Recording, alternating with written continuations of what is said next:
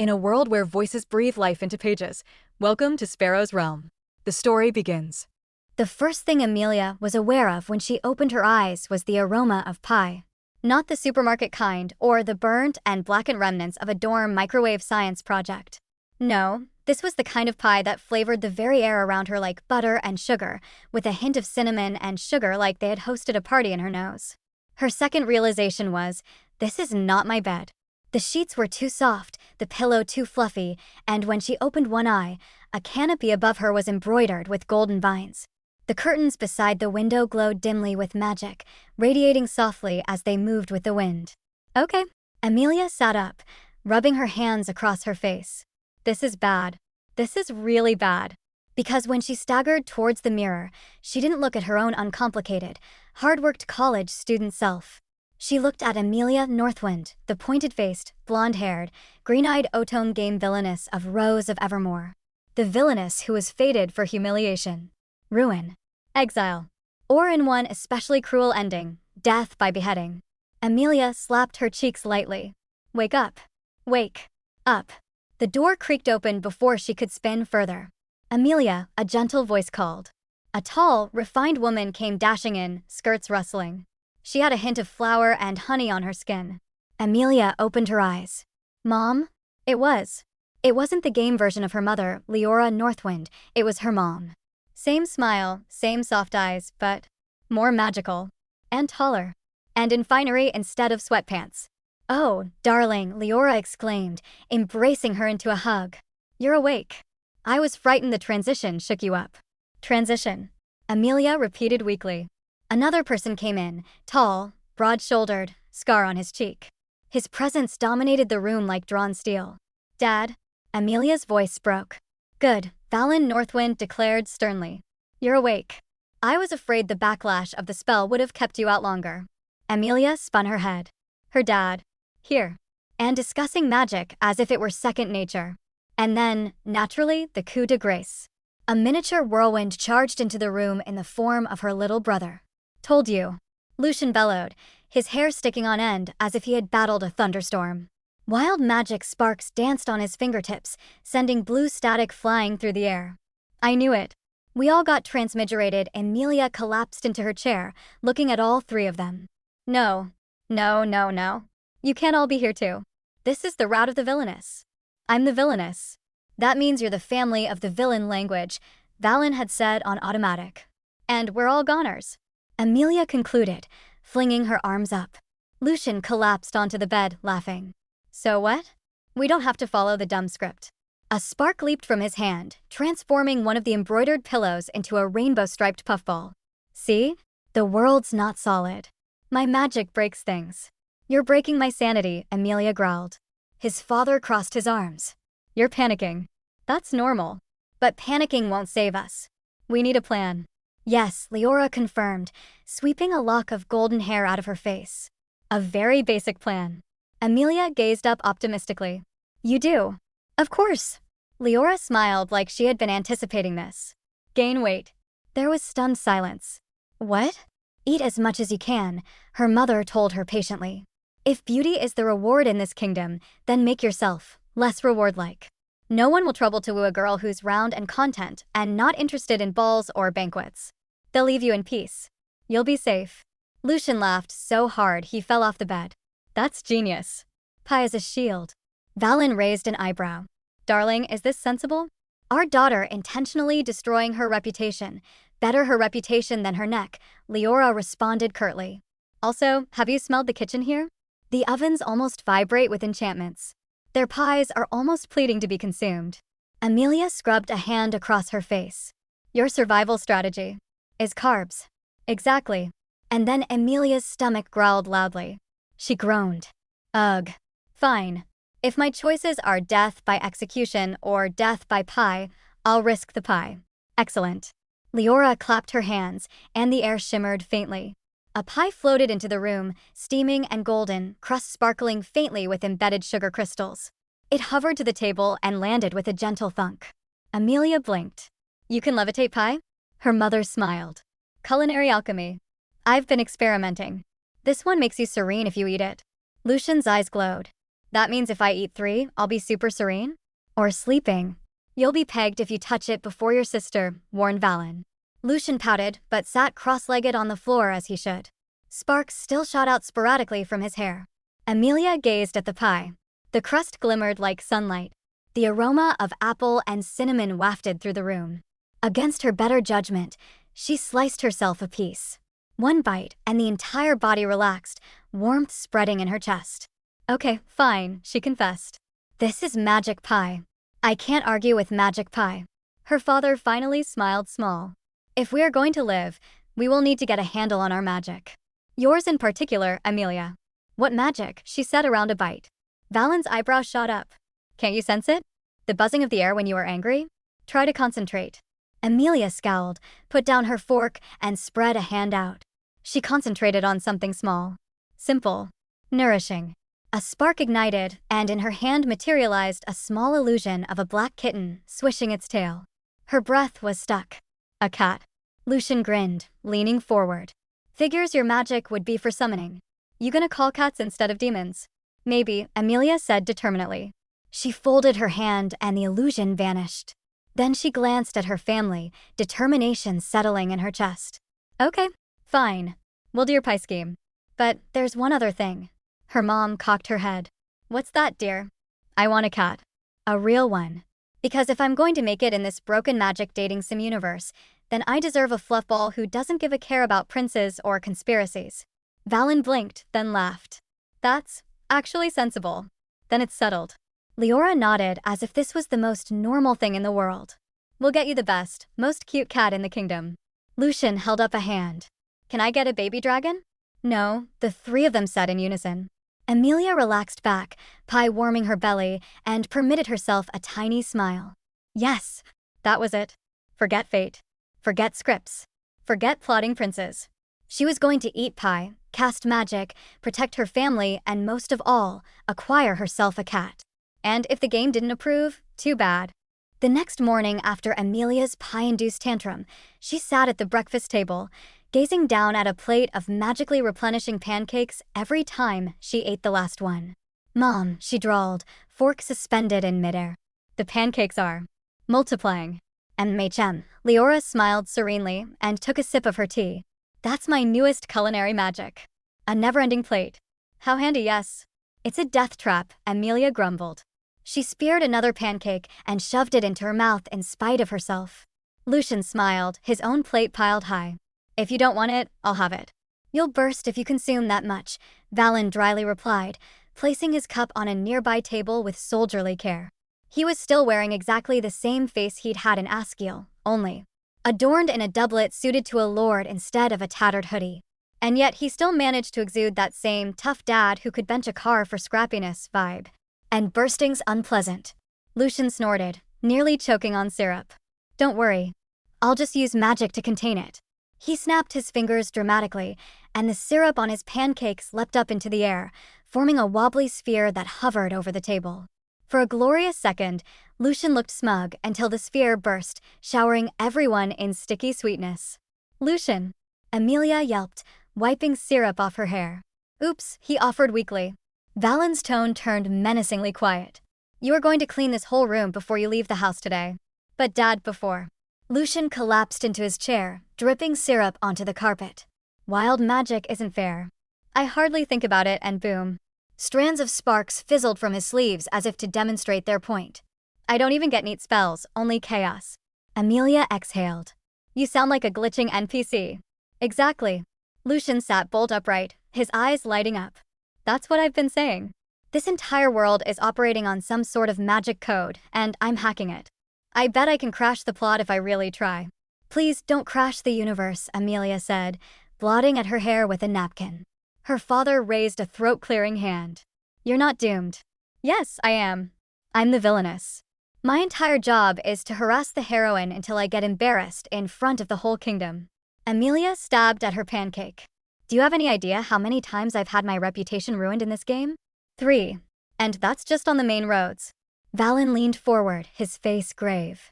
Then don't play the villainess. Play yourself. You now possess magic. Use it. Emilia blinked. You're making this sound like some kind of training montage. Perhaps it should be. He waved at her. Demonstrate what you can do. What now? Yes. You have to learn how to defend yourself. Magic is as necessary as breathing here. I won't have my daughter going into court like a lamb to the slaughter. Lucian sat up. Oh. And this is where she conjures a great big fireball and explodes the dining room. Emilia rolled her eyes. I am not exploding Mom's breakfast table. You could scale down, Leora said softly. Maybe call up something easy? Yesterday, you did an illusion of a kitten. Emilia stalled. Then, with a sigh, she laid down her fork, extended her hand, and concentrated. She imagined soft fur, whisking whiskers, tiny paws. A spark ignited in her hand, then a glow of green light. A small kitten-shaped wisp materialized, blinking its glowing eyes before settling and purring softly. Oh. Leora clapped her hands in joy. Cute. Lucian hunched forward, smiling. Summon 10 more so we can begin a kitten army. No. Come on. You'd be unstoppable. Who could kill a girl surrounded by purring felines? You have a point, Emilia said grudgingly. Valen examined the illusion, then nodded in approval. Charm-based magic. Limited summons, but useful. With practice, you could bind contracts with actual animals. Emilia's heart missed a beat. Contracts? With cats, she sat up straighter at once. So, like, I could call up an actual cat and keep it. Yes, Valen replied, entirely serious. If you can get it done. Leora smiled warmly. Then we'll add it to the list. Emilia's magical training. Step 1. Learn to summon real cats. Emilia grinned despite herself. For the first time since waking up, she felt hopeful. But of course, Lucian had to ruin the moment. Or, he said mischievously, you could just charm Prince Edward into a chicken and end the plot early. Lucian. Leora gasped, though she looked more amused than scandalized. I'm just saying. He leaned back with a wicked grin. Imagine the look on everyone's faces. The hero prince strutting around the ballroom clucking Lucian. Valen's voice was sharp enough to cut stone. Lucian shrank in his seat. Yes, sir. No turning princes into poultry.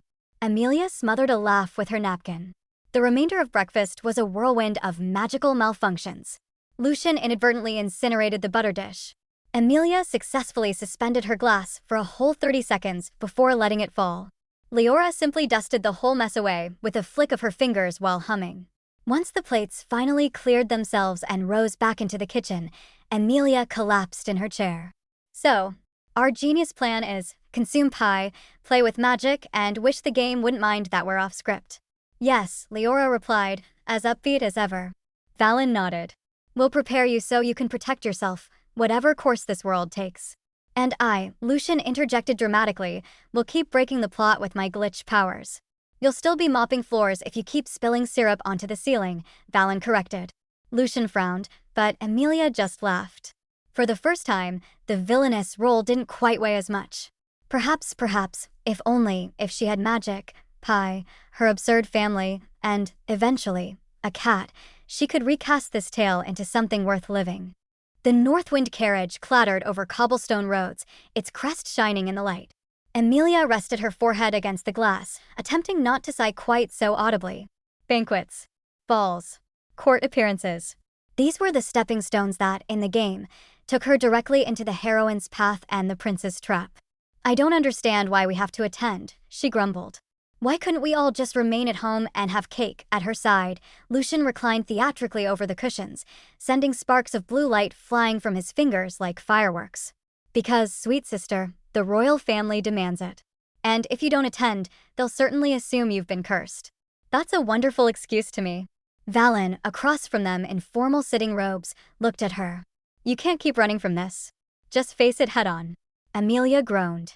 Dad, facing things head-on is literally how the villainess dies in Act 3.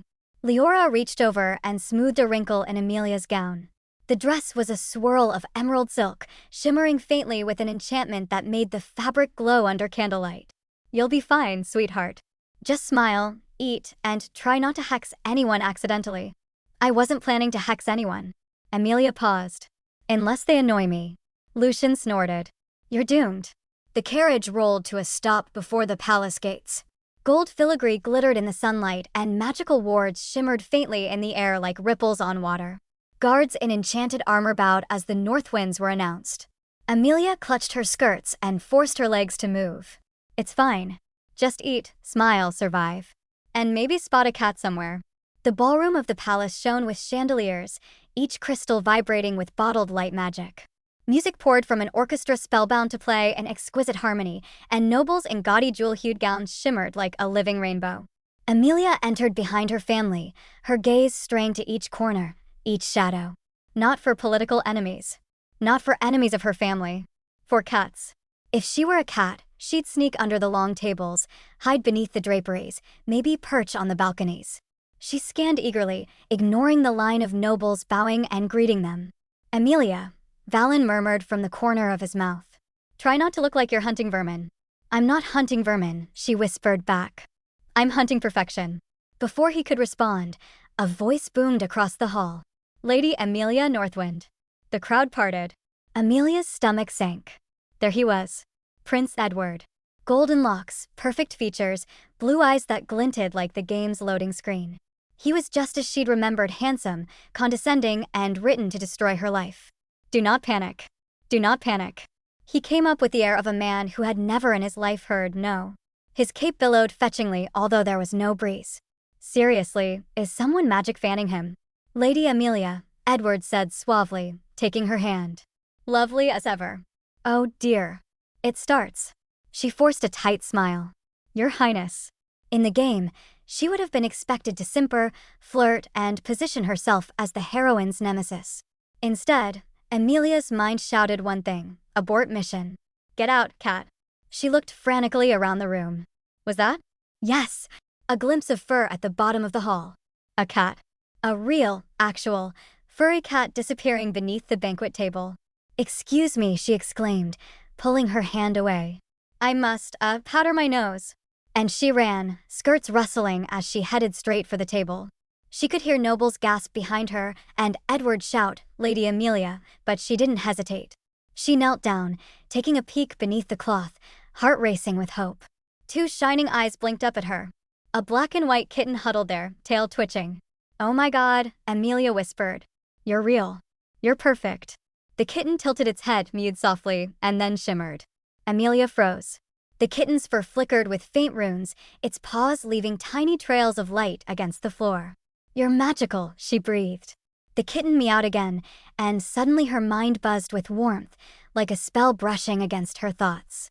Before she could think, the tablecloth rose, and a voice smoothly said, Lady Emilia, what are you doing? She bumped her head on the underside of the table. Ow! Prince Edward stood there, strained perfect smile. Nobles huddled behind him, whispering curiosities spreading like fire. Emilia's face flamed. Looking for, lost my, handkerchief. Edward bent down, and for one awful second she thought he'd spot the kitten. But when she glanced back, it was gone. The magic cat had vanished. Emilia forced a smile and stood, brushing imaginary dust from her gown. See? Nothing at all. Handkerchief retrieved. Haha. The prince studied her, frown faint. You are unusual tonight, Lady Emilia. I'm always unusual, she muttered. He blinked. Indeed. By the time she collapsed back into her family's corner of the ballroom, Lucian was smiling like a devil. You abandoned the prince in mid-greeting to scurry under a table. I saw a cat. Valen pinched the bridge of his nose. Tell me you fantasized it. It was real. Emilia spoke in a fierce whisper. A black and white kitten with shining paws. It communicated with me. Or, not in words, precisely, but in emotions. Leora's eyes softened. A spirit creature, then. Very rare. If it chose to appear to you, that means something. Yeah, Lucian said, smirking. It means you're officially the weirdest villainess in history. Emilia crossed her arms. Better weird than dead. Still, her heart raced. A magical kitten. A possible ally. Maybe even a partner. If she could find it again, for the remainder of the banquet, she dismissed Edward's scowling stares, the noble's murmurs, the heroine's entrance in a cloud of gold sparkles. None of them registered. The kitten was all Emilia could think of. The cat was out there, and she was going to retrieve it, no matter what the game demanded. Emilia survived the remainder of the banquet with not one table flipped. That, she determined, was a personal triumph. Prince Edward had attempted to go over to her twice more, but she evaded him with the skill of an old pro, once by helping Lucian clean up spilled punch, his fault, of course, and once by feigning intense interest in the dessert table. She had no idea what irritated Edward more, her dodging or the fact that she consumed 4 cream puffs consecutively without losing eye contact. Now, the ballroom dissolved into candlelit mist. Nobles wandered off, music ebbed, and Emilia's feet hurt. "I made it," she breathed, cradling a last pastry. No public embarrassment, no scripted breakdown. "Huh. Take that, game plot." "Emilia," her father said, beside her. His face was serene, but his eyes were needle-sharp. "The prince is suspicious." "He's always suspicious," she grumbled past a mouthful of custard. "That's his entire personality." Valen didn't grin. "Be careful." She knew where he was going. This was no longer a game, this was a world with consequences. And Edward's notice was bad news, even if she did her best to avoid playing the villainess. Still, Emilia's mind wasn't on princes or peril. It was on the kitten. Later, in the Northwind manor, she removed her heels and fell into her feather bed. The window was open to the moon, casting silver across the floor. She spoke into the silence. "Kitty? Are you there?" For an instant, nothing occurred. Only the whisper of the curtains, the distant buzz of spells in the walls. Then, tenderly, a flash of green light. Emilia sat bolt upright. "Oh my God." The kitten stepped out of the darkness, its black and white coat glowing softly with moving runes like ink in water. Its eyes shone brighter than the moon. "You returned," she whispered. The kitten purred and sprang lively onto the bed.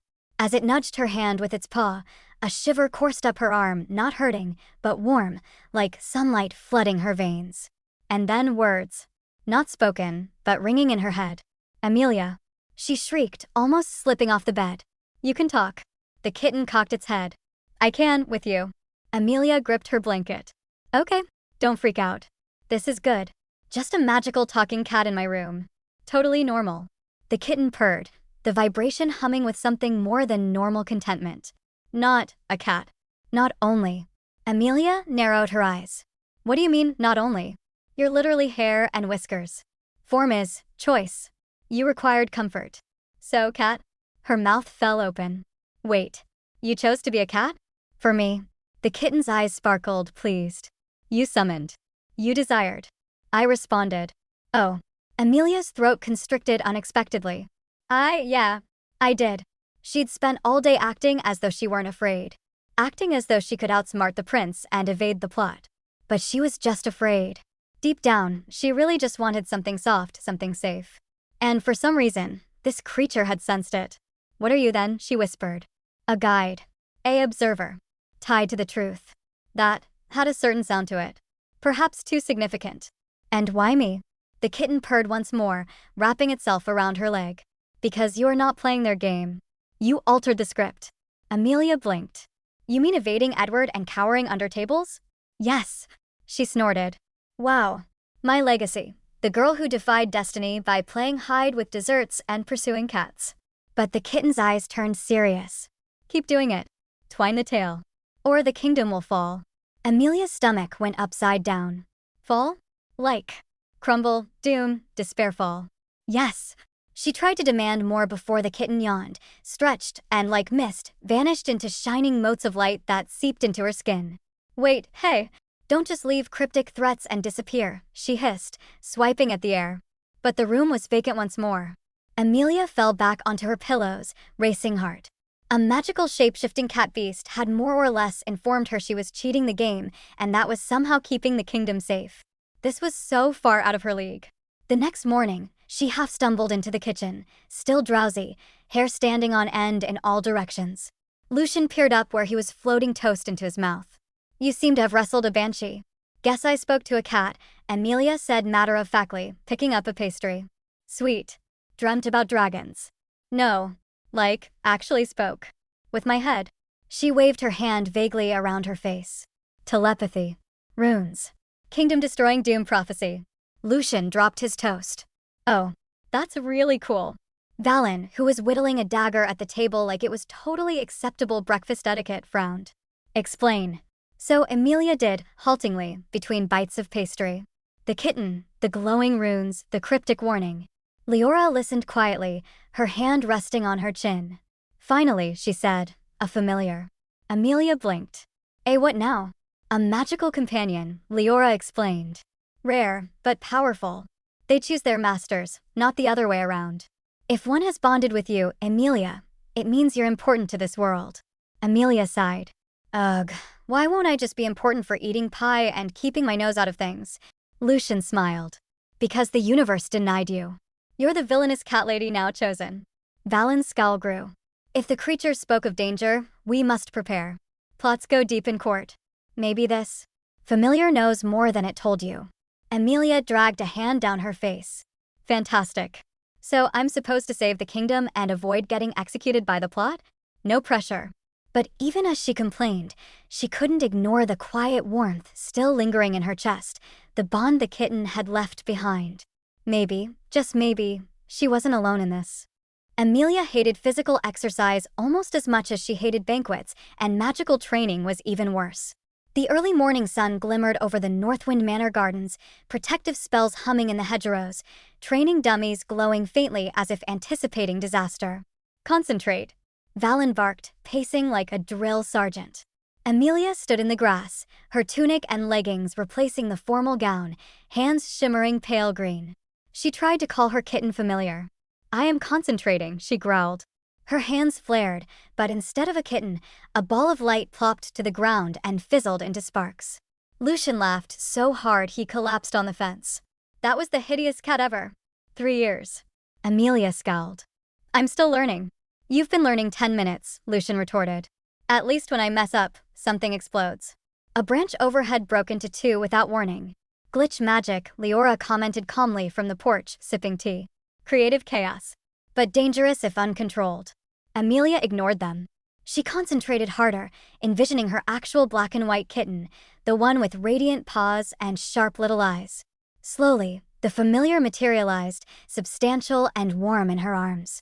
She felt confident for the first time. You might even keep me safe, she whispered, and the kitten purred in approval.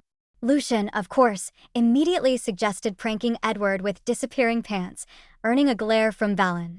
But suddenly, the kitten's ears twitched. The protective wards surrounding the garden shivered, then flexed violently as a shimmer of darkness crawled through, glowing red eyes floating in smoke. Valen's sword was out instantly. That isn't supposed to be here, he said, and Emilia realized this was no ordinary training mishap. The shadow charged. Valen's sword clashed with it, Leora's fire wards ignited, and the garden became a battleground. Emilia's chest burned with the heat of her magic, which she fed into her kitten.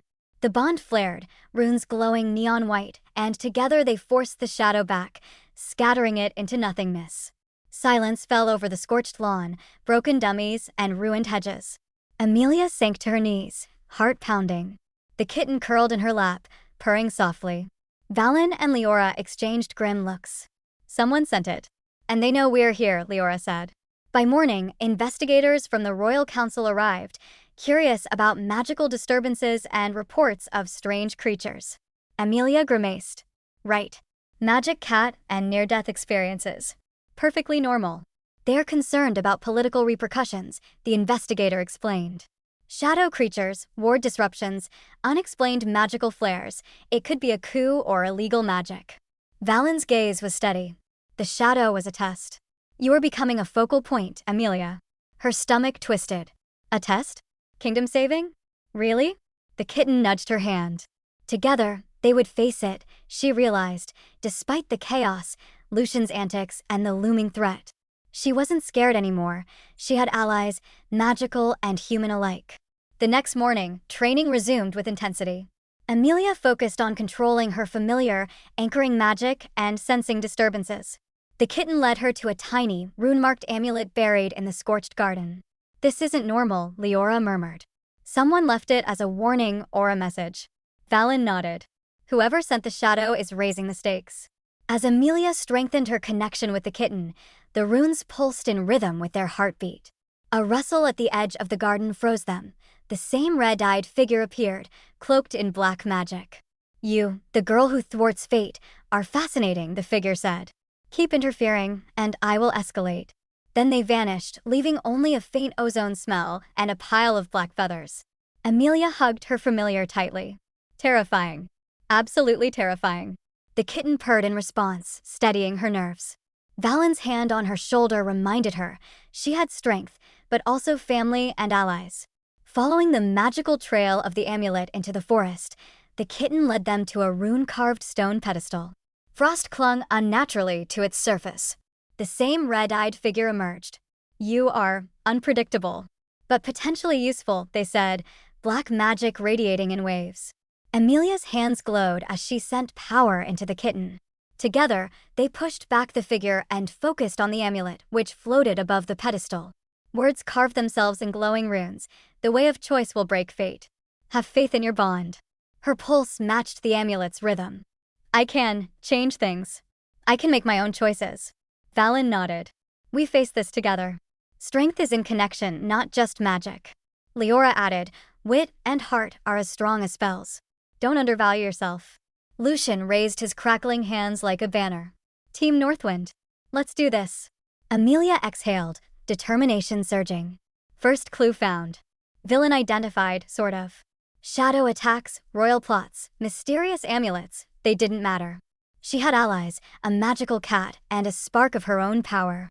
The story was breaking, the game failing to contain her, and Emilia, villainous or otherwise, was ready to write her own trail. She only wished there were pies along it.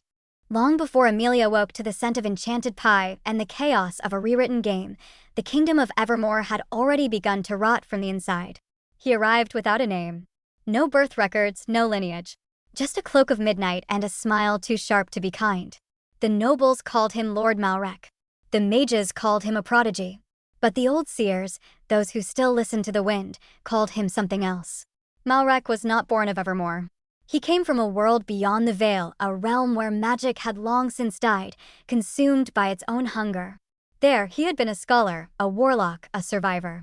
And when his world collapsed, he found a way to pierce the boundaries between realms. He arrived in Evermore with one goal, to feed. Black magic clung to him like smoke. It wasn't the kind taught in academies or whispered in forbidden tomes. It was parasitic, designed to leech life, twist ley lines, and drain the essence of living magic from the land itself. Slowly, subtly, he began to siphon Evermore's energy. Forests wilted. Spells misfired. Familiars grew restless. But Malrek didn't just want power. He wanted permanence. In his world, he had been dying. Here, he could live forever if he consumed enough magic to anchor himself. He embedded himself in court, charming nobles, advising the crown, even tutoring the young Prince Edward. And when the game's heroine arrived, scripted to bring light and love, Malrek saw her as a threat to his feeding cycle. So he rewrote the rules. He twisted the villainous route, ensuring Emilia would be blamed, humiliated, and removed, clearing the way for his quiet conquest. But he hadn't counted on her waking up with memories from another world, or on her summoning a creature tied to the truth. Now, as Emilia bonds with her familiar and begins to bend the game's code, Malrek watches from the shadows. He knows she's off script. He knows she's dangerous. And he's preparing to strike. Because Evermore is his buffet. And he's not done eating. The Northwind estate buzzed with quiet intensity. Candles flickered in the family library, casting dancing light over maps, magical charts, and scattered papers. Emilia stood at the center, her familiar perched on her shoulder, tail twitching with anticipation. Valen leaned over a glowing map of magical strands. Malrek's network?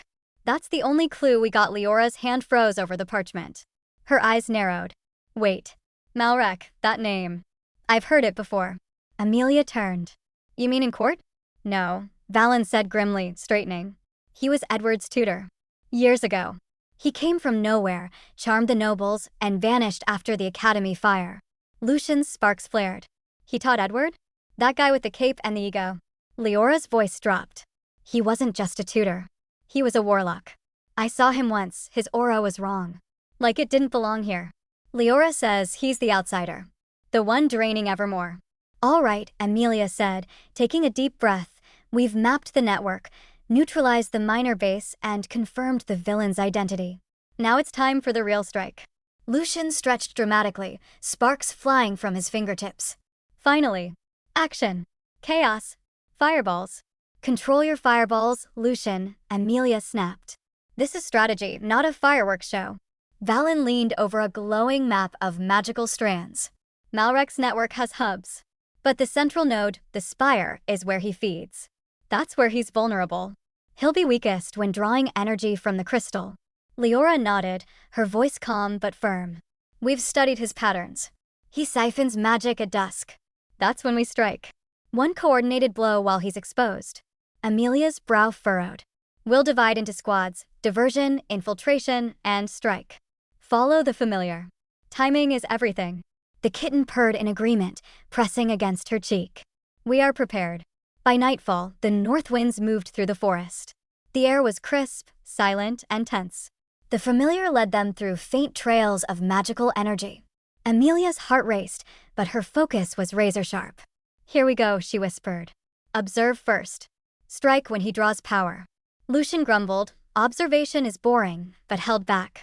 The familiar darted ahead, disarming traps and evading detection. They reached the concealed doorway, half hidden by vines and shadows.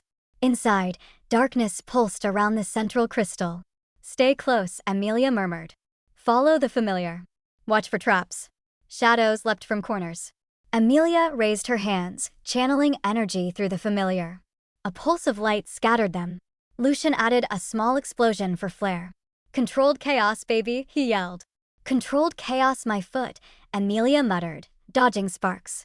Valen cut through residual shadows, Leora sustained shields, and Emilia guided the familiar's light. They moved as one, disciplined, precise, unbreakable. At the center, the great black crystal hovered, thrumming with dark energy. Malrek stood before it, arms raised, siphoning magic into his body. His cloak billowed unnaturally, red eyes glowing. You've become strong, he hissed. But power alone won't save you. Emilia stepped forward. We don't need just power. We have strategy, cooperation, and history. Malrek's eyes narrowed. You know me. Valen's voice rang out, cold and clear. We remember you, Malrek. You taught Edward. You twisted the court. You drained our land. Leora raised her hand, magic swirling. You tried to charm me once. I saw through you. Lucian grinned. And I've been itching to blow you up for weeks. Malrek snarled, but the crystal pulsed. He was mid-siphon, vulnerable. Emilia's amulet flared. The familiar nudged her, sensing the moment. Now, she shouted. Valen struck first, blades slicing through the shadows. Leora unleashed a binding spell, locking Malrek in place. Lucian hurled a chaos burst, disrupting his focus. Emilia poured every ounce of magic into her familiar, green and white sparks merging into a beam of pure light. The crystal cracked. Malrek screamed, shadows flailing. You cannot kill me. You're already dead, Emilia said, voice steady. You fed on fear. We fight with love. The beam struck true. The crystal shattered. Malrek's body convulsed, then disintegrated into ash and smoke. The spire trembled, then fell silent. Outside, the north winds regrouped. The network was gone. The villain was no more. At the estate, Emilia looked at her family. We did it. Together. Valen nodded. Justice. At last. Leora smiled. And peace. Lucian bounced. And explosions. Glorious explosions. Emilia laughed, hugging her familiar. Barely controlled, but yes. Together. The stars twinkled above. The villain was gone. And Emilia Northwind, Villainess, strategist, magic user, and cat lover, had rewritten her fate. The tale was hers now. And no shadow would ever steal it again. Epilogue weeks later, the Northwind estate was back in its quiet, enchanted pace. The forest was still peaceful, birds singing, leaves glinting with leftover magic that thrummed softly in the sunlight. Emilia sat in the garden, familiar nestled comfortably on her lap. The kitten purred, kneading her hand with small paws, its radiance faint but unwavering. The battles, the adventures, the villain, they seemed like a long-forgotten dream now. Lucian chased small eruptions of magical sparks, laughing. Look at me. Chaos. Completely harmless chaos. Valen pruned the hedges, humming softly. Peace at last. Leora painted beside her, the sun catching her brush strokes as she developed a miniature gallery of landscapes based on their enchanting exploits. Now we can concentrate on the simple things. Emilia observed the familiar twitch its ears at a flitting butterfly, tail swishing idly. For the first time, she was content. She had her family, her magic, her home. And her cat. She smiled, whispering low, "This is enough. This is perfect." The familiar purred in accord, reclining on her lap. Emilia leaned back in her chair, closing her eyes, allowing the soothing hum of lingering magic to envelop her. No wars, no plots, no darkness. Only the heat of the sun, the soft laughter of her kin, and the gentle purring of her magical familiar. The story had been hers all along, and now, finally, she could enjoy it. If you enjoyed the journey, don't forget to like, subscribe, and ring the bell for more tales from Sparrow's Realm. Until next time, keep listening and let your imagination soar.